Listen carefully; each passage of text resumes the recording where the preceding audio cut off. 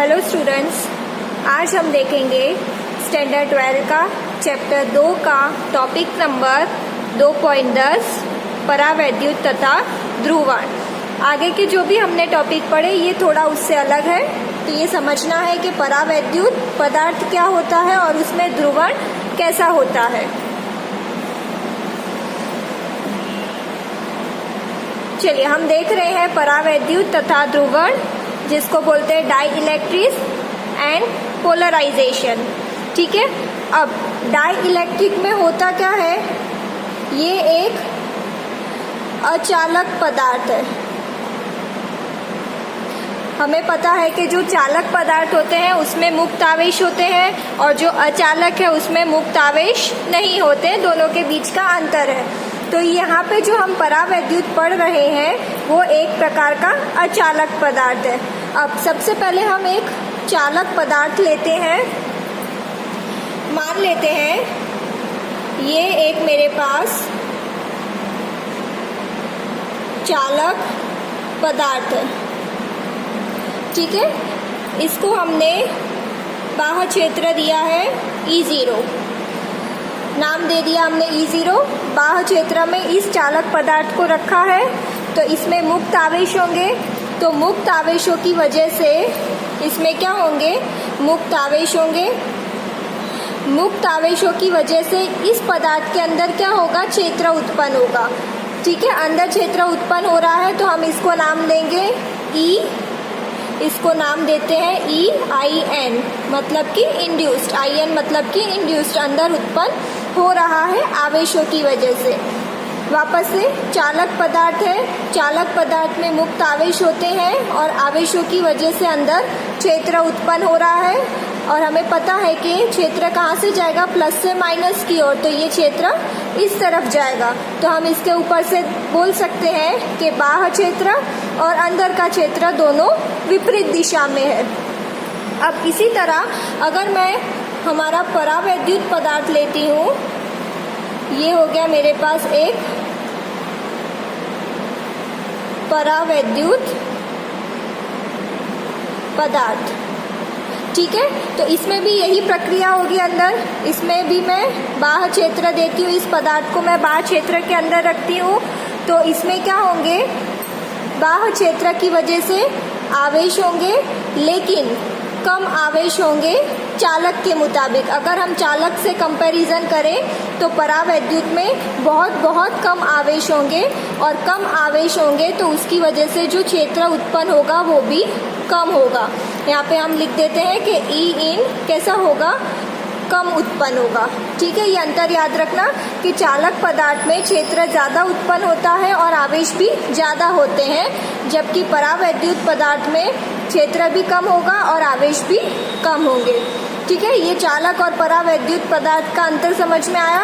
अब इसके बाद ये जो परावैद्युत पदार्थ है ये दो प्रकार के होते हैं।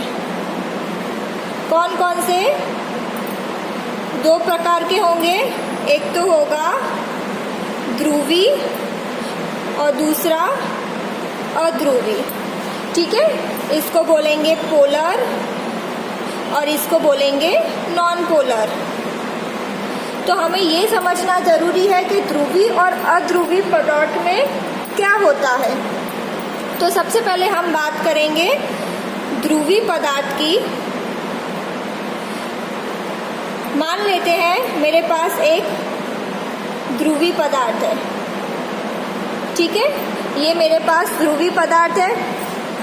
अब ध्रुवी पदार्थ में होता क्या है कि जो प्लस और माइनस के आवेश होते हैं उनका केंद्र संपाती नहीं होता। यहाँ पे लिख देते हैं कि आवेशों, ये देखिए ध्रुवी पदार्थ में क्या होता है, आवेशों का केंद्र संपाती नहीं होता। आवेशों में मतलब कि धनात्मक ऋणात्मक दोनों आवेश। तो ये कुछ इस प्रकार होते हैं। ये बन गया मेरा द्विध्रुव। ठीक है, तो माइनस प्लस, द्विध्रुव में क्या होगा, माइनस और प्लस। इसमें क्षेत्र है 0, क्षेत्र हमने कुछ भी नहीं दिया है, ये खाली पदार्थ की ही बात कर रहे हैं। Minus plus minus plus minus plus minus plus, ठीक है, तो पहले ये कुछ इस प्रकार होंगे, मतलब कि ये द्विध्रुव कैसे होंगे, इधर उधर होंगे, एक लाइन में नहीं जाएंगे, रैंडम मोशन में गति कर रहे होंगे इधर उधर, और इनका जो केंद्र होता है वो संपाती नहीं होता। लेकिन जब हम इसको क्षेत्र में रखेंगे, या तो हम इसमें कुछ बाह्य क्षेत्र देते हैं, तब ये क्या होगा, एक ही दिशा में गति करेंगे, कुछ इस प्रकार। यहाँ पे मैं चित्र बना रही हूँ, यहाँ पे देख सकते हैं आप कि जब मैंने इसको क्षेत्र दिया है तो ये एक ही दिशा में गति कर रहे हैं, जिसकी वजह से इसमें क्या होगा, द्विध्रुव आघूर्ण भी उत्पन्न होगा और ये एक ही दिशा में गति करेंगे। ठीक है, और दूसरी बात, प्लस जो होगा वो क्षेत्र की ही दिशा में होगा। तो यहाँ पे आप देख सकते हो कि क्षेत्र इस तरफ जा रहा है, तो प्लस भी हमने इस तरफ रखा है, इधर नहीं रखा, इधर माइनस है, उसके बाद प्लस है, तो जो धनात्मक आवेश होगा वो क्षेत्र की ही दिशा में जाएगा। अब हम बात करेंगे अध्रुवी पदार्थ की। अध्रुवी पदार्थ में क्या होता है, ये हमने एक पदार्थ लिया है, अब इसमें जो आवेश होते हैं उनका केंद्र संपाती होता है। ठीक है, अध्रुवी में क्या होता है, आवेशों के केंद्र संपाती होते हैं। तो इसको हम किस प्रकार बनाएंगे, कुछ इस तरह, क्योंकि दोनों के केंद्र क्या होते हैं, संपाती होते हैं। देख सकते हो, ये चित्र देख के हम बता सकते हैं कि दोनों के केंद्र संपाती है। लेकिन यहाँ पे क्या, क्षेत्र 0 है। लेकिन जब हम इस पदार्थ में क्षेत्र देते हैं, या तो हम बाह्य क्षेत्र में इस पदार्थ को रखते हैं, तो ये क्या होगा, ये खींचेगा। ये जो मेरा एक अणु है वो क्या होगा, धीरे धीरे खींचेगा, स्ट्रेच होगा, जिसकी वजह से क्या होगा, इनके केंद्र संपाती नहीं रहेंगे और ये कुछ इस प्रकार का बन जाएगा, इस प्रकार का, जैसे कि ध्रुवी में था इस प्रकार का। ठीक है, तो दोनों का अंतर समझ में आ रहा है। अध्रुवी में आवेशों के केंद्र संपाती होते हैं, जबकि ध्रुवी में आवेशों के केंद्र संपाती नहीं होते हैं। इसमें जब हम क्षेत्र अप्लाई करते हैं, क्षेत्र देते हैं, तो ये क्या होगा, स्ट्रेच होगा, खींचेगा, और खींचने की वजह से ये क्या होंगे, उनका जो मध्य बिंदु होगा, केंद्र होगा, वो अलग हो जाएगा और कुछ इस प्रकार बन के एक ही दिशा में गति करेगा। ठीक है, ये हो गई ध्रुवी अध्रुवी की बात। क्षेत्र देने के बाद दोनों बराबर ही हो जाते हैं, ये चीज भी ध्यान रखना। अब हम इसके सूत्र की बात करते हैं। सूत्र कुछ इस प्रकार बनेगा, P मतलब कि ध्रुवण, ध्रुवण समानुपाती या अनुक्रमानुपाती, E0 मतलब कि बाह्य क्षेत्र। ठीक है, तो ध्रुवण समानुपाती होता है बाह्य क्षेत्र से। अब हम जब भी इसको निकाल के इक्वल टू की साइन रखते हैं तो कुछ अचर कीमत रखते हैं, तो हमने ये साइन को निकाल के इक्वल टू रखा और यहाँ पे अचर कीमत में आया काई ई, इसको बोलते हैं काई ई, और ये बाह्य क्षेत्र E0।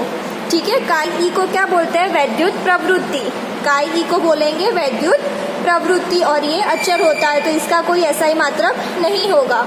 तो काई ई की कीमत हमें ढूंढनी हो तो E0 नीचे आ जाएगा, तो chi e is equal to P upon E0। ठीक है, ये हो गया इसका सूत्र। अब हम यहाँ पे एक और चीज देखेंगे कि हमारे पास चाहे कोई भी पदार्थ हो, ध्रुवी हो या अध्रुवी हो, जब भी हम क्षेत्र देंगे तो इस प्रकार का बनता है, ये सारे इस तरफ एक ही दिशा में गति करेंगे। अब इसमें क्या होगा, यहाँ पे देखिए, अगर मैं ये वाला भाग और ये वाला भाग अलग करती हूँ तो आप लोग देख सकते हैं कि इसको मैं अलग से कुछ इस प्रकार बना सकती हूँ कि इस तरफ माइनस होंगे और इस तरफ प्लस होंगे। ऐसा क्यों बनाया मैंने, क्योंकि यहाँ पे देखिए आप, ये प्लस और ये माइनस क्या करेंगे, एक दूसरे को कैंसिल कर देंगे। ये प्लस माइनस एक दूसरे को कैंसिल करेंगे, ये भी कैंसिल करेंगे, ये भी कैंसिल करेंगे। तो इस तरह ये सारे कैंसिल होके यहाँ इस तरफ क्या बचेगा, सिर्फ माइनस बचेंगे, और इस तरफ क्या बचेंगे, सिर्फ प्लस बचेंगे।